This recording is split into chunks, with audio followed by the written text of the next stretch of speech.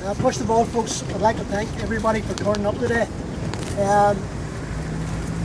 It's hard enough these days to get Republicans and any shade of green onto the streets, so well done to everybody.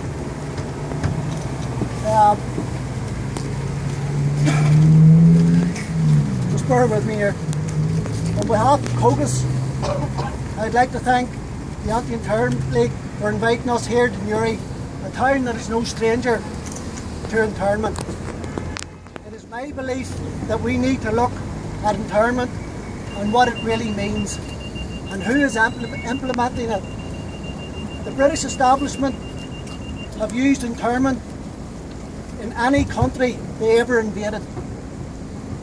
It is a tactic designed to break the person's soul and to strike fear into any population. Here on this small island, internment is a weapon used by the British and their lackeys in the Free State to try and stop anyone from challenging our God-given right to national freedom.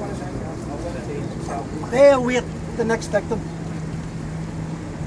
Let's look at the list of places used to hold men and women. Firstly, in the 1920s, a little-known prison ship called the Agenta was anchored in Belfast Lock, holding 263 men on board. This was supplemented with other internment sites such as Belfast Prison, Derry Jail and Larne Workhouse. Together, the Agenta and the workhouse alone held 542 men in June of 1923. Once again, let's jump forward to 1940-46. Internment was used again in the form of the prison ship Arada, in which a man named Jack Caffrey died.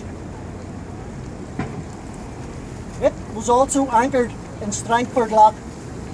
Some of the men that was held in it had already been held in the Agenta.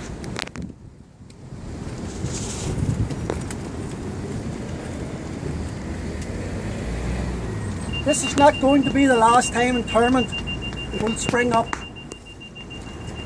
An uncle of mine, at the age of 17, was interned in Crumlin Road Jail in the 1950s. He was the youngest person held at that stage.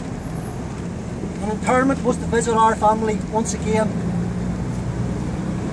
As August 9th and 10th came in, so did the whole apparatus of the British Army and the RUC. They went into overdrive. Men and women were taken away from their loved ones to be interned in prison ships, Maidstone, Armagh Jail, Crumlin Road, and of course the cages of Long Cash. In our home, they took my father and 4 uncles. So double that, right across the 6 counties, and the effects that it had on women and children. It must have been devastating. My childhood memories is a huge ship, the Maidstone and Long Cash.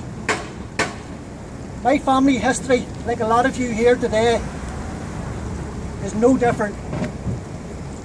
I was sent to Long Cash for 10 years, and to this day I can remember a visit with my father who said, "I remember you as a child here, and now I'm here visiting you." In the 1980s, we had the Supergrass system, which had men held for years on remand, just like today. We can now add the name of McGabry Prison Camp to our history.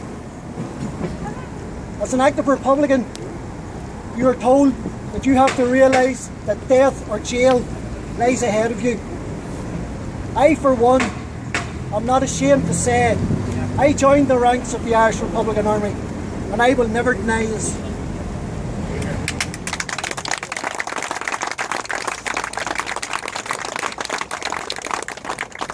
But while in the H blocks, I seen men being given the sad news that a loved one had passed away, and then the process of applying for compassionate home leave.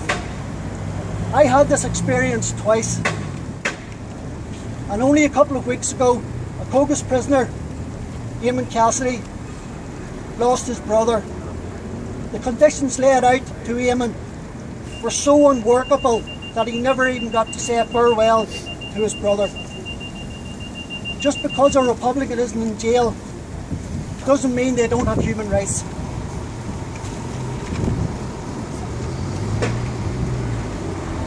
Something of which is happening in McGalbury on a daily basis is the denial of human rights. The British government know fine well the rule that Republican prisoners have had for a long time when it comes to compassionate home leave. And that is, a prisoner will honour compassionate home leave because a comrade could follow behind him. As Republicans, we must highlight the jail issues, whether it's internment, strip searches, the denial of compassionate home leave, to the willful neglect of medical help for POWs.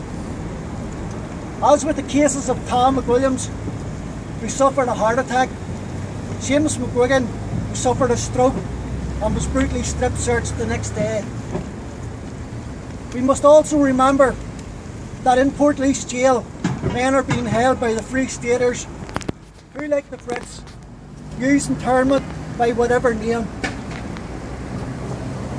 Look at the case of Michael McCavitt, a man who has serious health trouble, has had his hospital visits revoked.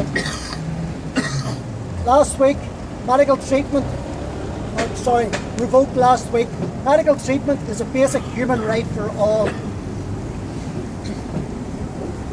As an ex-POW, I might have met some really good and honest Republicans in jail.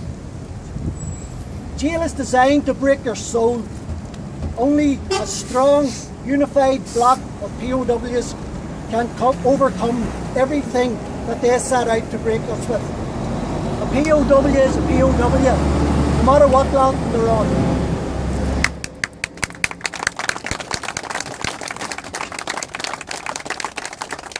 I urge people to put aside any differences that jail always throws up. For the moment, the weapon of choice of both the British and the Free Staters is selective internment. It has not broke our spirits, and it has not broke the spirits of our POWs. It has failed, and it will fail. To finish, I want, on behalf of Cogus, to pay tribute to the wives and the POWs and their children. You are the real heroes over the decades. Women, you have held the struggle against England. You are the backbone of this country, which the British and the Free Staters cannot break. So I ask you all to stand with our POWs and to stand with their families.